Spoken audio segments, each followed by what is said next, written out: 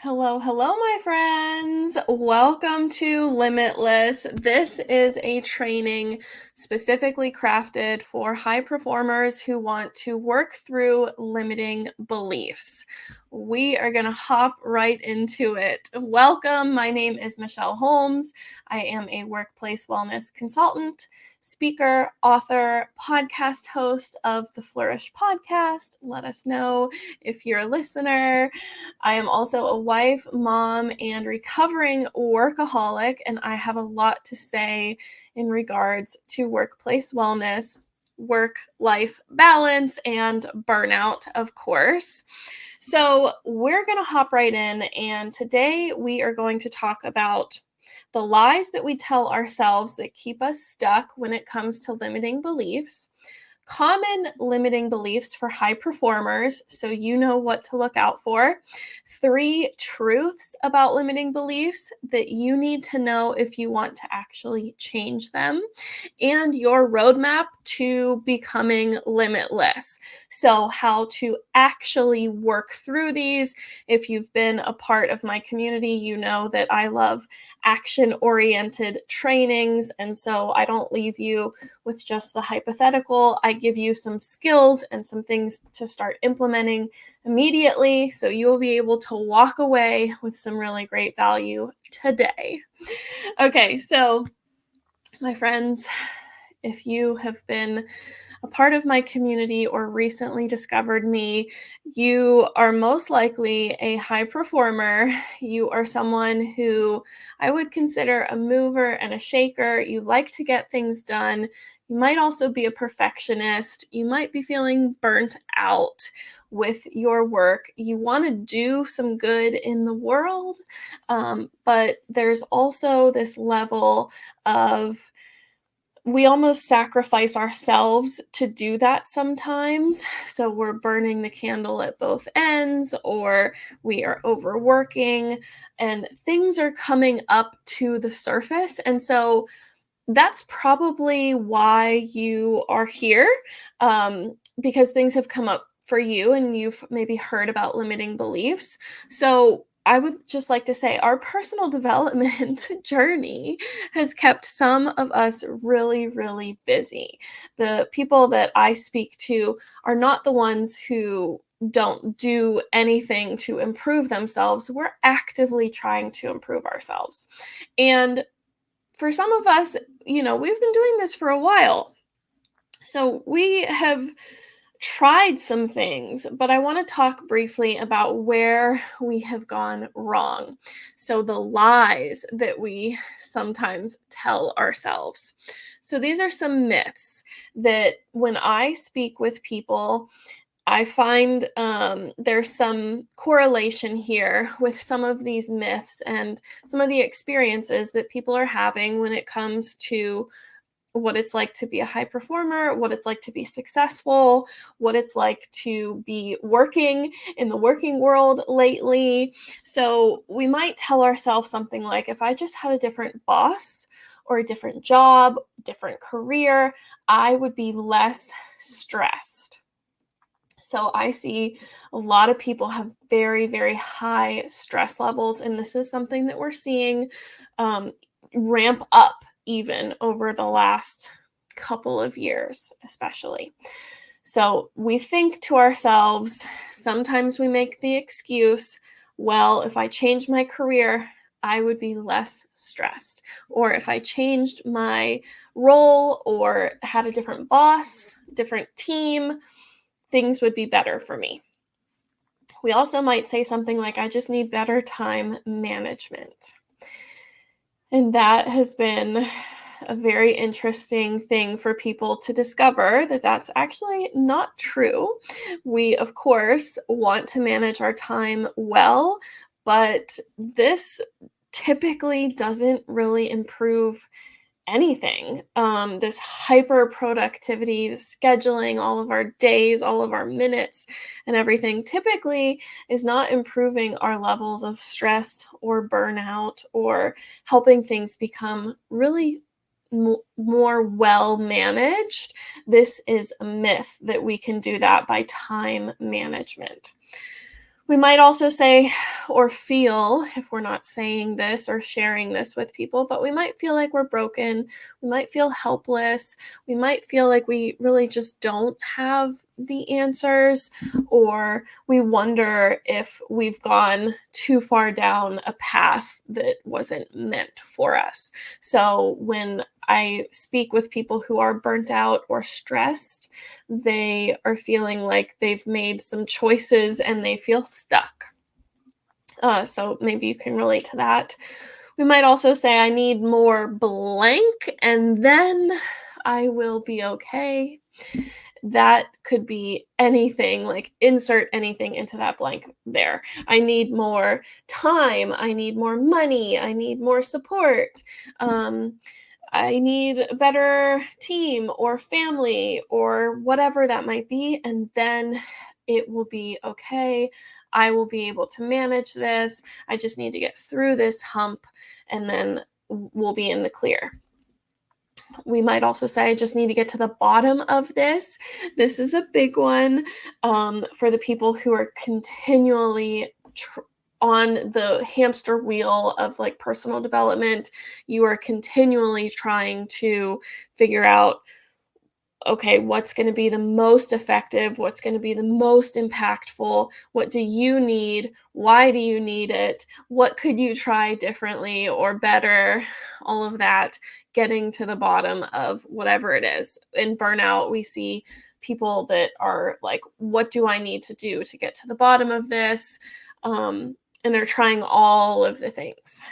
And lastly, if I change my outside environment, I can move past this. So if we change anything in our outside environment, maybe our circumstance, our job, our role, our activities, how we spend our time, then we can move past this difficult experience that we're having, and no longer, we're just magically no longer stressed or no longer burnt out. So let's discuss some of these.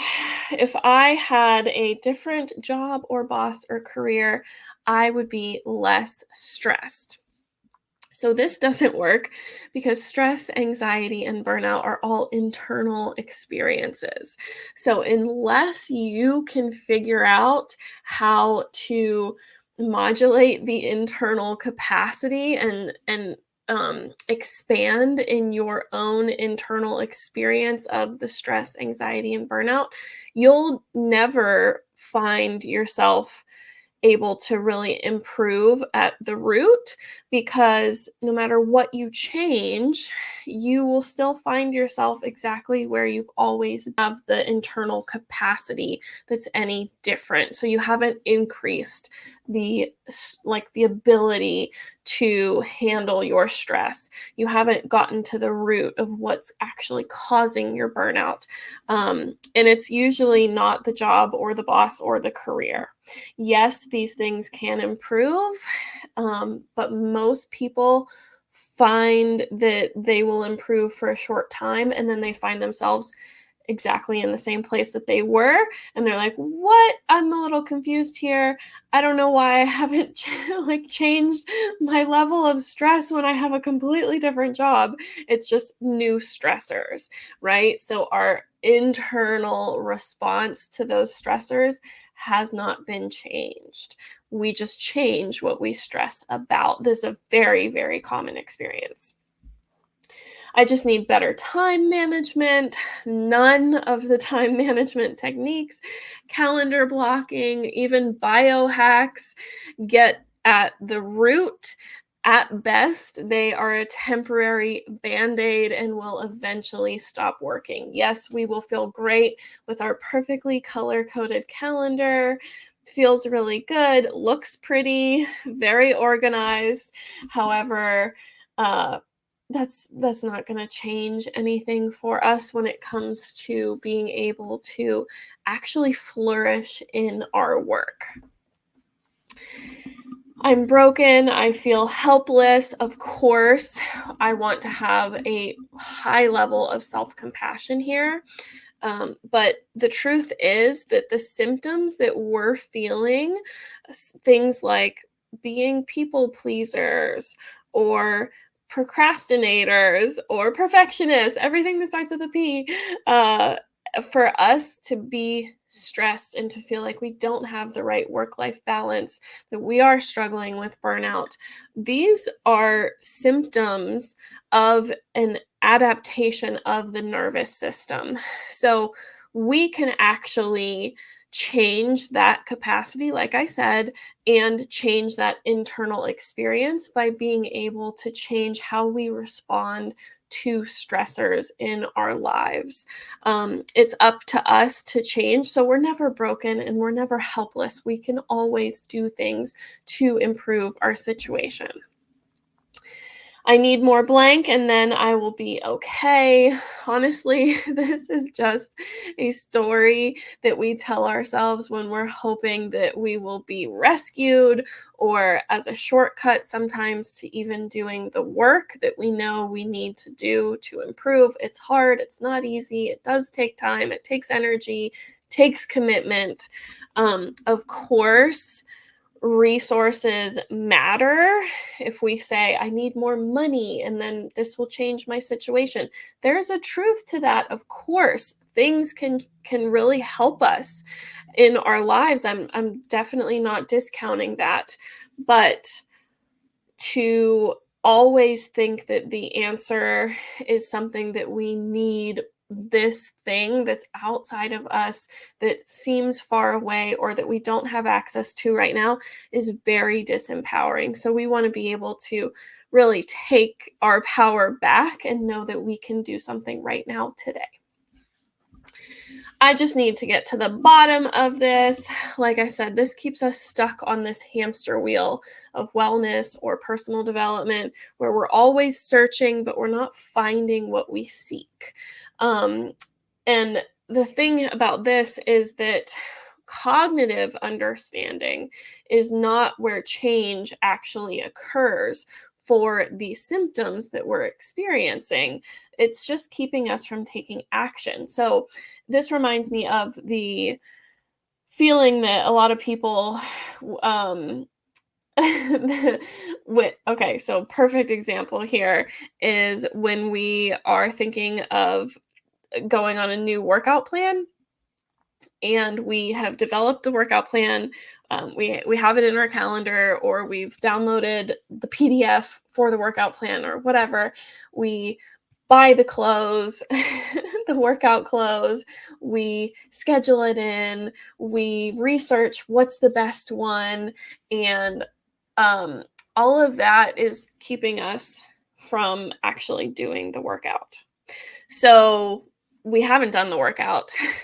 And we just keep thinking we're going to do the workout, and we're getting ready to do the workout, and we're getting to the bottom of what exactly the best workout is and could possibly be for us, when really the answer is, okay, well, if you want to get better, more fit, then start working out, and you can do that right now. You can walk out your door right now and move your body. And if I change my outside environment, I can move past this.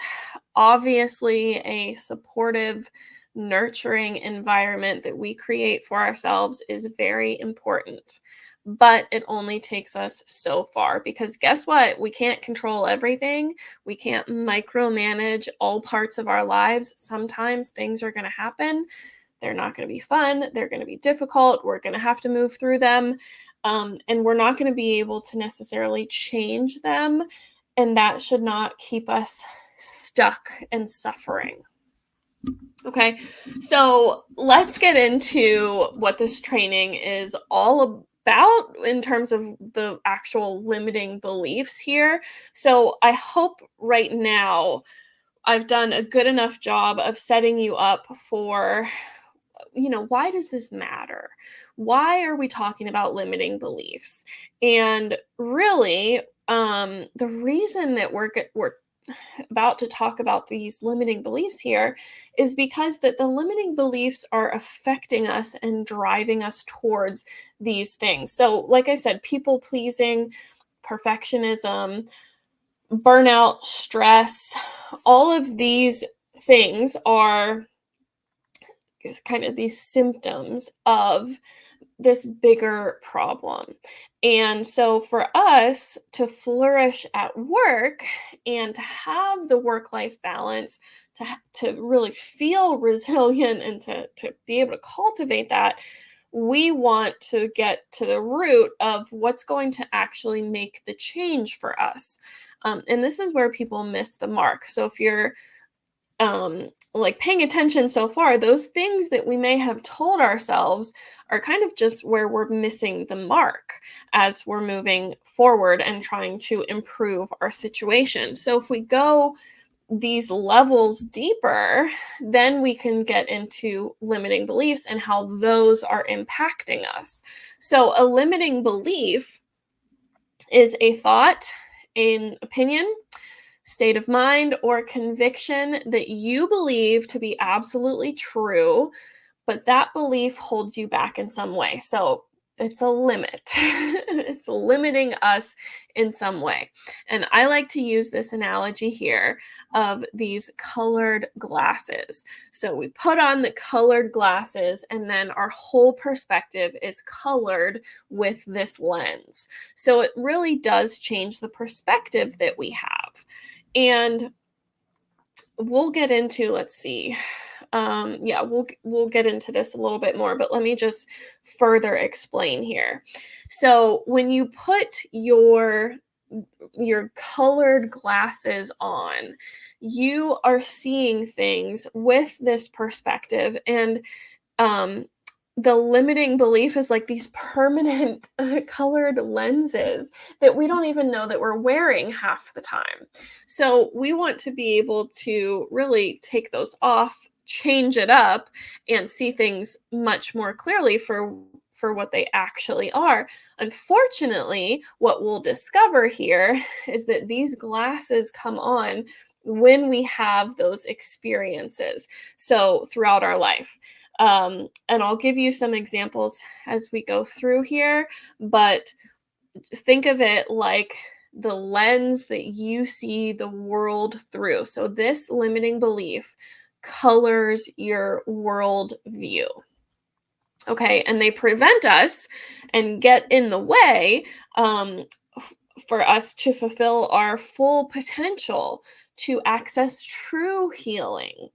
Uh, they prevent us from getting out of our comfort zone, trying new things, maybe trying grand and great and amazing things, achieving our goals, going after our desires, and cultivating an inner growth relationship with ourselves.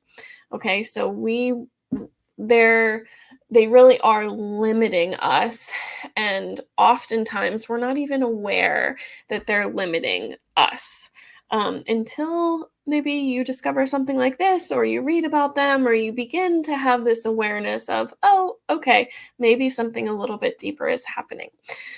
So they show up in different ways for us.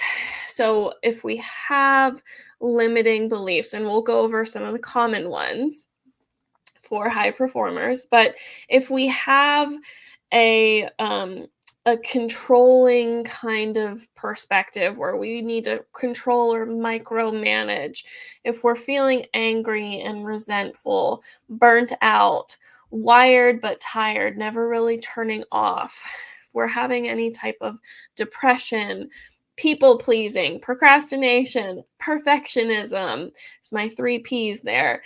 If we're unable to delegate, if we have this level of anxiety, if we criticize ourselves, if we have a level of codependence with someone, or if we overcommit ourselves, these can all be indications that there's something further that we need to investigate at the root in order to truly change. So, common limiting beliefs for high performers. We may think, my work is hard. My salary means I must always be working.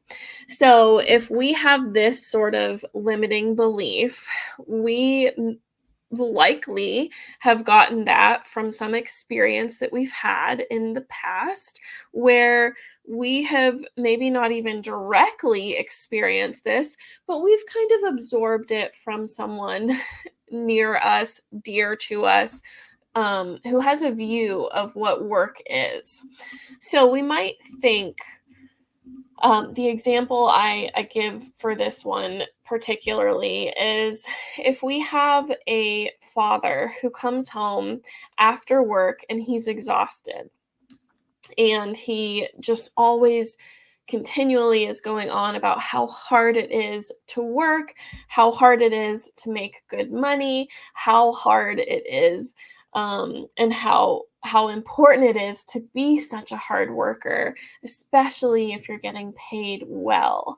Well, if we have that type of dad in our environment, then we're going to begin absorbing that. So we're going to take some of his worldview as our own worldview. So, like, we're putting on the colored lenses at that point. And so then we're internalizing that. And then how do you think that that affects us as we go throughout our life? Well, we have this perspective that maybe we developed when we were 6 years old, and we're thinking work really is hard. And so we may make choices that continue that perspective. So we are going to work extra hard. We are going to work long hours. We might find ourselves complaining about work. We might get that raise, but then feel like we have to work 50% more. So our Friday night is now spent at the office or at home sending emails when before we would have finally clocked out. So we have that perspective. Another one is I am not worthy of blank. So maybe that is feeling like we're unworthy of getting help, getting that support, having that team step in. We think that we have to have all the answers. We might also say, well, I'm not worthy of the role that pays really well. And we have this internal dialogue and self-criticism about ourselves. We're not worthy of rest, for instance, where we need to, this is another one here, but I need to earn rest. So with the I need to earn rest, we might think, well, I can't just take some time off. I haven't truly earned it, even though that would be what I really need to do well right now. Or I can't stop my day on a Saturday and just take a moment to do nurturing and nourishing activities for myself. I need to go, go, go, go, go. And I see that a lot with people where they're constantly stuck in this busyness. Um, we might also say I'm not good enough or I'm an imposter. If you're really identify with the imposter syndrome and some of the symptoms on how that shows up, I have a whole other training specific to imposter syndrome. Please reach out and I will direct you to that. But I'm not good enough. Of course, this is like a deep wound for people. But how do you think we would operate if we feel like we're not good enough? We might feel like we have to continue to prove ourselves, where we're proving ourselves to everybody, including ourselves. We're proving ourselves to our high school friends, and we're proving ourselves to our parents and to our boss and our team. We are working ourselves, burning the candle on both ends because we feel like we just don't have that inherent value. So that, of course, is something that has likely developed when we have gone through these experiences from all the way into like childhood and adolescence. I can't trust anyone, or I can't trust myself. This is a big one for the people who I like to call them the office moms or dads, the people who feel like they have to do everything and they can't delegate. They also, on the other end, I can't trust myself, is something like I can't trust myself to make the good decision, or I can't trust myself to be correct in the next steps I'm going to take. I can't just rest in who I am. So there's always this like this doing, or even sometimes this yearning for more. Well, if I can't trust myself, then do I need another certification? Do I need to go back to college? Do I need a master's degree? Like, how do I get more? And how can I make it so that I suddenly become trustworthy? So that, of course, we want to be able to rest in our own knowing and our own experience, and have the confidence of what it's like to um, maybe delegate to other people to take a load off of us, but also to be able to make the decisions that are helpful to us and to feel really good about that. So having that kind of that self-confidence is the opposite of this limiting belief. And I don't have enough time or resources. This one is like that endless feeling of I just don't have enough. Like, I don't have enough time. And I find people say this quite often. It kind of reminds me of when people are always like, well, how are you? Oh, I'm so busy. How are you doing? Oh, there's so much to do. I'm go, go, go, go, go. And some people have truly scheduled their lives that way, and their outside circumstances really are very, very busy. Um, but at the same time, what's driving that? And alternatively, sometimes we're not quite as busy as we perceive ourselves to be. And so we're actually just thinking of this. It's like a feeling. It's not necessarily the reality, but it's the feeling of I have so much to do. When in reality, it's more of like an overwhelm than it is the actual, okay, if we looked at what you need to get done, if we looked at what's important for you to get done, would you really not have enough time? Right? We all have the same amount of time in the day. Of course, many of us have way different ways of using that time. If you're a parent versus not a parent, your time looks very different. Trust me. But I will say, yes, many times this limiting belief is just driving us where we truly feel like we don't have enough time or money, resources, help, whatever it might be. So, which of those resonate with you? Feel free to put them in the chat or just take a mental note if you don't want to share, no pressure. Okay, so limiting beliefs are rooted in past learning. Like the story that I gave you, we have developed those limiting beliefs based on experiences. And these could come from any type of experience. For anyone, like anyone's experience, they can be so different. And it doesn't really matter. It doesn't matter if it's a good experience or a bad experience.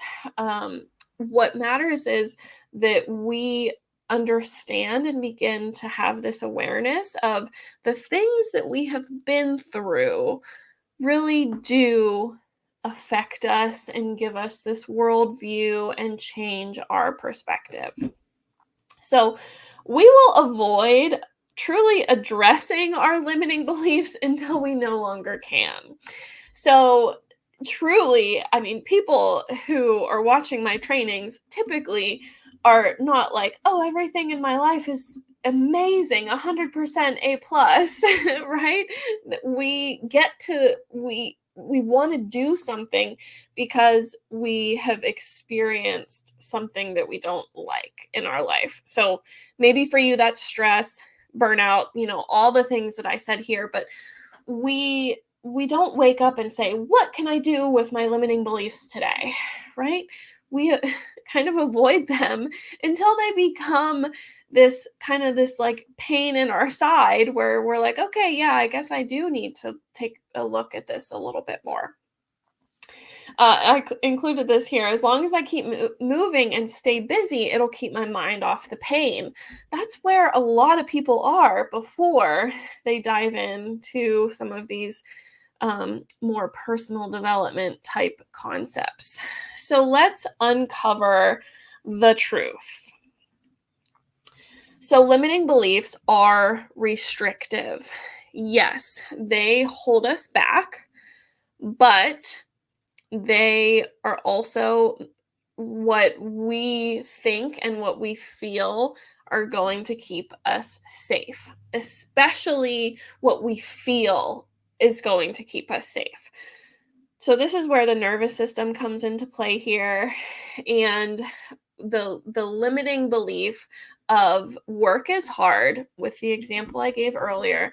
If we have that dad who's saying work is hard, and we're believing that and we're absorbing that and internalizing that, then if I go through my whole life feeling like work is hard, that does hold me back, because there are some people who have a completely different belief about what work really is.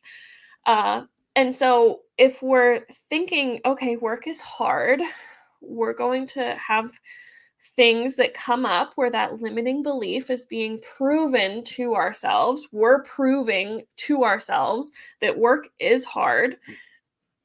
And partly that's to keep us safe. So there's a couple of things that I want to say here with this keep us safe part, because number one, when we're 6 and hearing our dad say that work is hard, we want to agree with him, right? We want to say, okay, yep, you're right. Um, dads know everything. When we're 6 years old, dads know everything. And so we're going to agree. And so we're going to spend a substantial part of our life likely proving him to be right, proving our worldview to be right. And so the keep us safe part is, well, we want to be safe in that relationship with him from that learning experience. So we want to agree, because if we disagree, that doesn't feel good when you're 6. If you think your dad doesn't know what he's talking about, that's not a comfortable feeling for us. But then on the other side, for us to be making these decisions throughout our life that's proving that work truly is hard, well, that's a form of keeping us safe in its own right, because we are feeling like we are subconsciously we're needing to prove that, because what would it be like if we changed our whole perspective and suddenly work wasn't hard? That would be an uncomfortable feeling for us as well, because we've gone through our whole life having this understanding of work being really hard. So to change it up suddenly is also really uncomfortable. That brings up a lot. We might say, okay, well, if work isn't hard, well, then I think that I don't need the salary that I deserve because it's not hard for me. Or I feel like I'm missing something because am I doing a good job because this comes too easy for me? Like there's all these things, and we might think, oh, it'd be wonderful to wave a magic wand and to feel like work suddenly was so easy. But actually, that can be a very dysregulating state for us to just be on the opposite spectrum of what we have believed and what we have internalized for our whole lives. So these beliefs hold us back, but they also keep us safe, of course. So our beliefs stem from needing to create safety based on our past learning, which is sometimes painful past learning, but doesn't always need to be painful. For me, for my dad, um, if I'm 6 years old and I have this experience, that may not be painful for me um, to really internalize that. That wasn't a particularly bad experience, let's say. But sometimes there are these painful experiences that we've gone through. I just want to clarify here, because we're always learning. We're always taking into account the things that we go through in life, and we're taking bits and pieces and we're filing them and putting them in our brain and organizing them in a certain way. And so we're developing this perspective based on these interactions. And so it doesn't have to be this ginormous, painful, or really unenjoyable, uncomfortable interaction or a trauma that we have gone through, like a big T trauma. It doesn't have to be that all the time. We gain this information as we are going through our day, right? That's why it's so subconscious oftentimes, is because we're really not aware. Oh, okay, I just took that away. I went through middle school and this is what I took away from middle school. I had a really interesting college experience. This is what I took away from that experience. It's very subconscious for the majority when we're talking about limiting beliefs. They take work to change. So these are subconscious patterns. Like I said, we have to do the work around bringing them to our consciousness. So for us, this means for the healing to occur, we really do have to create this new level of safety for ourselves. And that's that internal capacity I was talking about. So this new level of safety, you're like, oh, what does that mean? Safety. Of course I'm safe.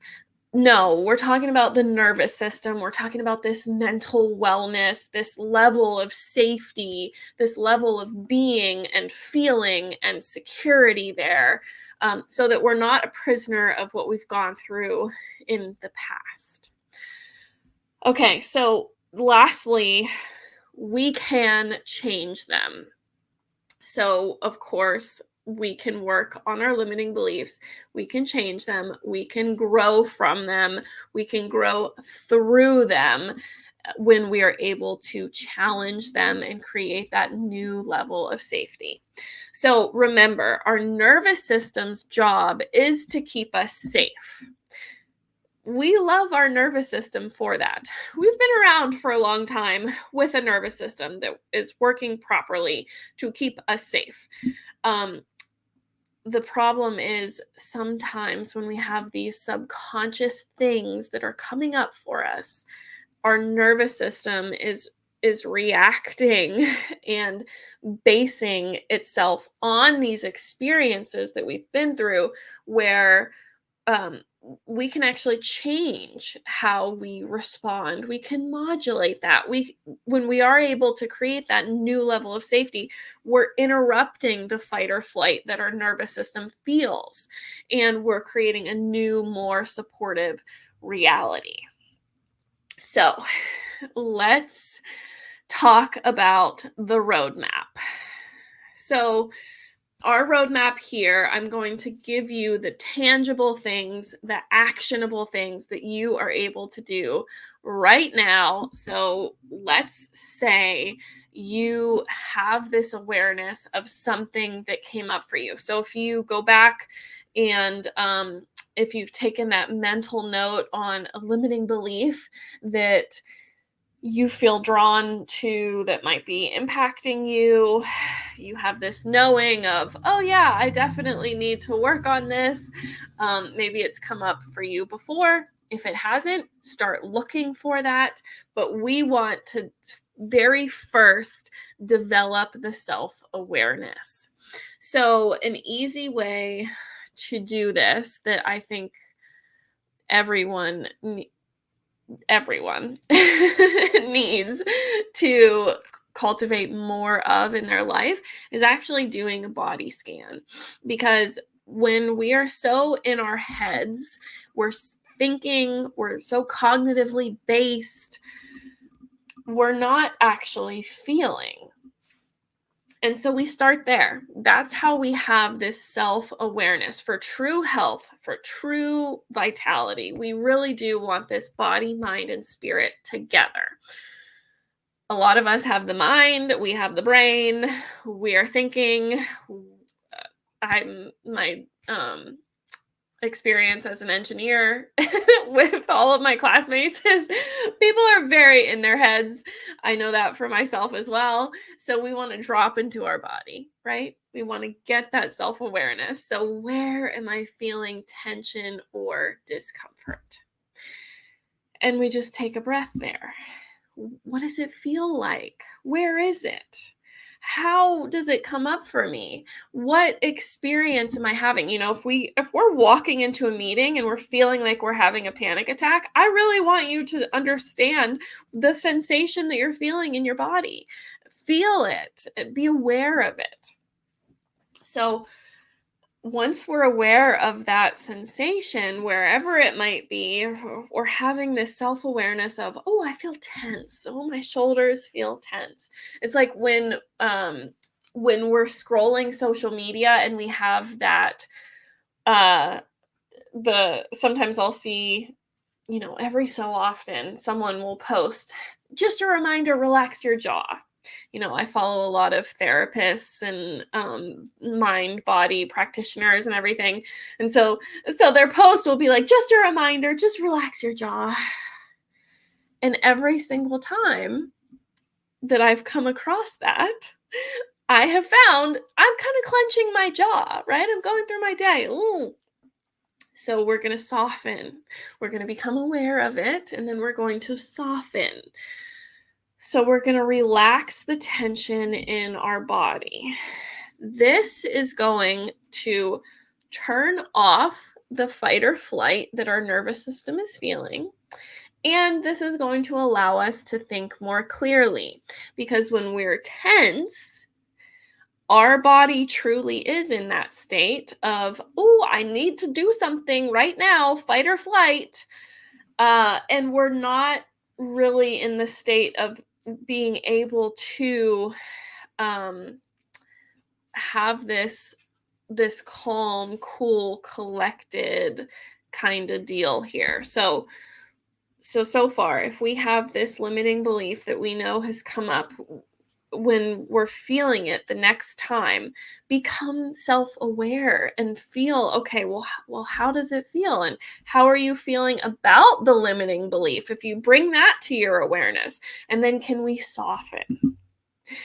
Can we relax the tension in our body? So I'll remind you here, PBR, pause, breathe, relax. So we're going to pause for a moment. We're going to breathe, and we are going to relax. So we're going to become aware, and we're going to unclench our muscles, right? Stop clenching your butt. We're going to stop clenching our jaw. We're going to relax. And then I want you to take a moment to validate yourself and your feelings. So, acknowledge how you feel with self-compassion. This honestly gets overlooked so often because people are just wanting to get to the next step. People are just wanting to make the feeling go away.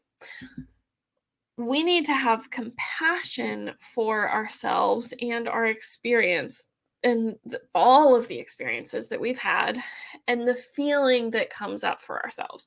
There are no bad feelings. So we want to take a moment and validate, okay, well, how am I feeling in this moment? And how do I feel about this limiting belief? And what is coming up for me? What's making me scared? What's making me sad or disappointed? What's making me angry? And why might that be? And instead of criticism, or instead of pushing it away or down, we want to just accept that that's our experience and validate that we've had life experience up until this point that has led us to this. And so we have this feeling, and that's okay for us to have a feeling, and we don't need to push it away. We don't need to not even acknowledge it at all, we can exist with the feeling when it comes to something like, okay, if we feel like we don't deserve this, then how do we feel the next time that that's like triggered? The next time that is lit up for us, how are we feeling? Acknowledge that. Okay? And then we can go, so this is where the past learning comes in. Maybe it's painful, maybe it's not, but here's a couple questions to ask yourself. If you think back to other times in your life, when might this belief or self-talk have originated? Where did this come from for you? Was there an experience that you can recall, like being 6 years old with your dad, where you're like, okay, yeah, that's the first time I felt that way? What past learning made it true for you at the time? So we're not just making things up over here. We're getting we're getting these signals, and then we're internalizing them. So what past learning made this belief true at the time? With all that you know now, do you still believe it to be true? You have resources, you have a whole plethora of life experiences. You have created this life over the course of your lifetime. You have this level of resilience. So do you still believe whatever that limiting belief is? Is that true for you? Does it have to be true? Can we challenge it? Could you change it to serve you better? And how? How might you change it to serve you better? Okay, and then lastly is our intention. So this is taking action intentionally. So we don't want to just be a victim of the limiting belief. We don't want to just sit in the limiting belief forever and have it affect us and not really be able to do anything about it. We want to be able to take action that changes our dynamic with ourselves. So we might ask ourselves, how do I hope to handle this situation? What would make me proud of myself? What is my ideal outcome? What action should I take to help my ideal outcome come to life? And what would I do if I knew I wouldn't fail? So when that limiting belief, we're working with it, we're changing it, we're challenging it, we're deciding, where do we go? How do we best handle this? How can we challenge it with integrity for ourselves? Okay, so we can change our limiting beliefs. I hope that so far you were able to identify kind of what might come up for you in this, give you some pointers and some tips for becoming self-aware moving forward through this, because I don't expect you to have a full blueprint of all of your limiting beliefs and when they started, how they occur, how they affect you, the choices you're making for them. This is something that's developing, right? So this is a journey. This is a bit of effort here, but we do have the power to grow. We have the power to cultivate change in our lives and our work experience. We can heal. We are not broken. Not a single person ever is broken or too far gone. That is my true belief when it comes to my mission in life. I believe we are all meant to flourish, and that is my mission in life, to encourage you on your own journey and shed some light on what could be happening for you and how we can overcome and build resilience. So, my friends, I hope you enjoyed this training today. Thank you so much for hanging out with me. What will you take action on today? Is there something that you can take away from this training? We've spent about 50 minutes together here. Is there something that you can take action on that you've taken away from this? Use this work for your good. Let's connect on LinkedIn if we are not connected already. You can find me at tinyurl.com/Michelle on LI. That stands for LinkedIn. So Michelle on LI. You will be taken to my profile. Feel free to send me a friend request. And if you need further support, get on my email list. Find out what I'm currently offering in terms of both free and paid resources. I typically work with corporations, organizations who are looking for cultivating that work-life balance and workplace wellness at their organization. I do occasionally have some offerings for human beings one-on-one or in a more personalized setting. So, depending on if you are an organization looking for a workshop or somebody who might be looking for coaching or a challenge or something like that, get on the email list. You can go to flourishbymichelle.com/list and you'll be added to my email list to find out whatever I'm promoting currently. Thank you for joining me, and I wish you an awesome rest of your day. Bye.